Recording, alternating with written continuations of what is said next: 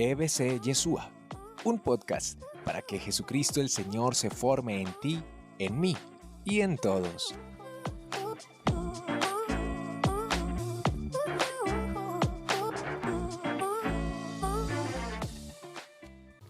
Y en conclusión, el Papa nos dice que el pobre Lázaro está en la puerta de cada casa y no es un problema y no es una carga. El pobre Lázaro es un regalo, es un don, es un instrumento de salvación. Y yo quisiera decirte con el Papa Francisco, la persona que toca tu puerta no es un problema, no es una carga. La persona que toca tu puerta, el necesitado que está ahí a la puerta, es un regalo, es un don, es un instrumento de salvación. Porque el que toca tu puerta a pedirte algo, el que llama por teléfono buscando de ti para que le ayudes a cubrir una necesidad, te está salvando de tu egoísmo, te está salvando de tu avaricia, te está salvando de tu codicia.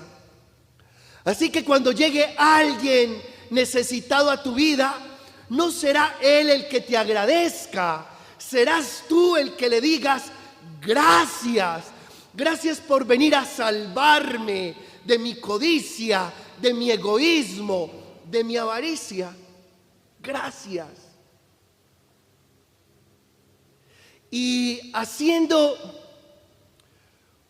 digamos que, una analogía con esto que el Papa nos enseña, pero ¿cuántos pobres Lázaros están tocando la puerta de la iglesia y quisieran alimentarse con las migajas que caen de la mesa? Y nosotros no los volteamos a ver, somos indiferentes, es más, los excluimos y hasta los llamamos excomulgados. Y creo que hay muchos Lázaros tocando la puerta de la iglesia para que nosotros les abramos, seamos conscientes de ellos, conscientes de la necesidad espiritual que tienen. Parafraseando el texto de Mateo 25, porque tuve hambre y me disteis de comer, tuve sed y me disteis de beber, estuve desnudo y me vestisteis, fui forastero y me hospedasteis, estuve en la cárcel y enfermo y vinisteis a verme. Parafraseando ese texto, que al final el texto termina: entra al banquete de tu Señor. Construimos esto. Porque fui divorciado y no me excluiste. Porque fui homosexual y me acogiste. Porque fui trabajadora sexual y no me señalaste. Porque fui madre soltera y bautizaste a mi hijo. Porque fui mujer y me diste un buen lugar en tu iglesia. Porque fui un pecador y me disculpaste delante de todos. Porque me volví a casar y no me negaste el amor de Dios. Entra al banquete de tu Señor. Unos por condición, otros por equivocación. Sin embargo, hoy nosotros, los creyentes, los seguidores de Jesús, tenemos que abrir el corazón, los brazos y la puerta de la iglesia para que todos tengan un lugar y para que todos nos alimentemos de la misma mesa y para que no hayan excomulgados. Hermanos, ¿cómo vamos a trabajar la conversión de aquellos que más necesitan a Dios si no los dejamos entrar? ¿Cómo vamos a hacer? Recordemos lo que nos enseñó Jesús Médico necesitan los enfermos. Él no ha venido sino a buscar la oveja perdida. Y cuando la encuentra, la pone sobre sus hombros, le cura sus heridas y muy contento la devuelve al aprisco para que se una al rebaño. Y habrá un solo rebaño con un solo pastor. Entonces unimos el mensaje universal del Papa. Ahora sí, hermanos, pongámonos en la tarea. ¿Qué es una tentación? Es un impulso repentino que excita a hacer una cosa que a Dios no le agrada, que le hace daño a otros y que me hace daño a mí. Es un impulso repentino que excita a hacer algo en contra del amor, algo en contra de ti, algo en contra de los demás. Eso es una tentación, que no es pecado. Usted puede ser tentado y no pecar, porque es capaz de repeler ese impulso repentino, ese ofrecimiento del mal que aparentemente es delicioso, apetitoso. Segundo, escuche esto: Dios no tienta a nadie. Diga eso después de mí. Dios no tienta a nadie. En la carta de Santiago, que nadie diga cuando es tentado, soy tentado por Dios, porque Dios no puede ser tentado por el mal y Él mismo no tienta a nadie. Palabra de Dios, te alabamos, Señor. Cuidado, que a veces yo escucho: ay, Padre, esta persona yo sé que no me conviene, pero entonces Dios, ¿por qué me la puso en mi camino? Dios no te la puso en tu camino, tú la elegiste, porque además tiene el poder de la elección en los jarretes. Ahora no vengas a culpar a Dios porque tienes una mala relación. Padre, pero ¿cómo así? Si Dios pone todo. No. Y son capaces hasta de citar la Biblia. Padre, no se mueve la hoja de un árbol sin la voluntad de Dios. Y yo le respondo: ¿el diablo también citó la Biblia? ¿Sí o no? La citó. Miren, este berraco citó la Biblia. Y cuando estaba tentando a Jesús, le dijo: tírate abajo, porque está escrito, encargará a los ángeles que cuiden de ti. El diablo también se sabe la Biblia. Dios no tienta a nadie, lo dice la Escritura. Porque Dios no tiene negocios con el mal. No tiene negocios. Y usted puede estar pensando: Padre, ahora que escuché en el texto que dice que el diablo tentó a Jesús, ¿y el diablo sí existe?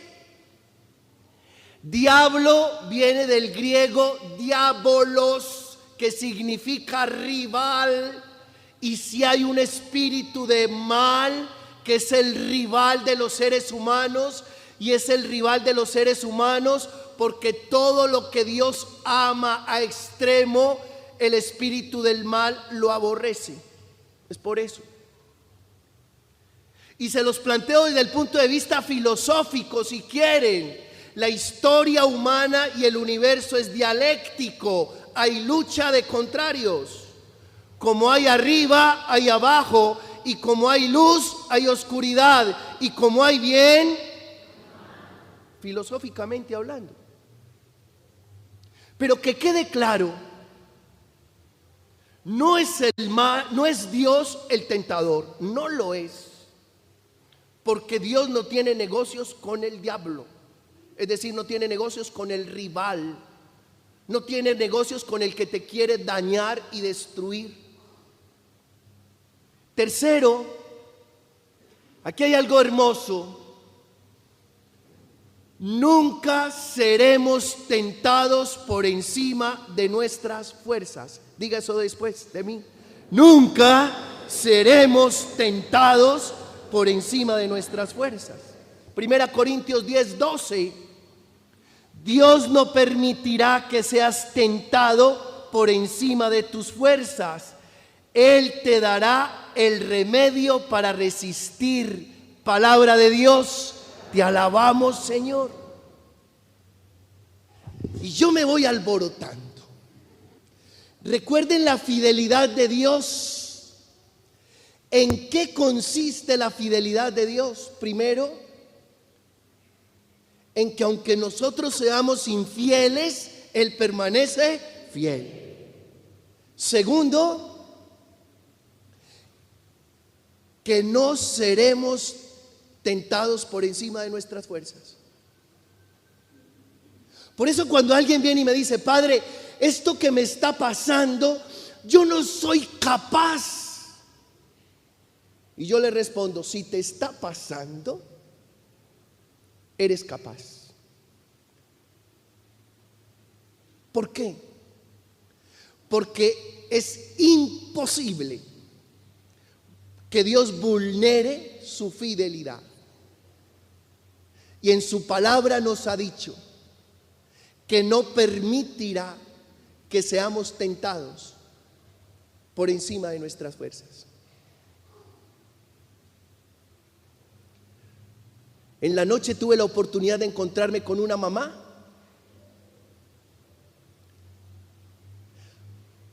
Adopta a un muchachito y este muchachito tiene TLP, que es trastorno límite de personalidad. Y este trastorno es la debacle. Ella me llevó a una Eucaristía y ella misma volvió a traerme, y durante todo el recorrido hasta el centro de la ciudad, de ida y de regreso, me estuvo contando de lo que significa este trastorno límite de personalidad de un hijo adoptado. Por supuesto que yo le pregunté en cualquier momento: oiga, ¿y a usted nunca le dio por devolverlo?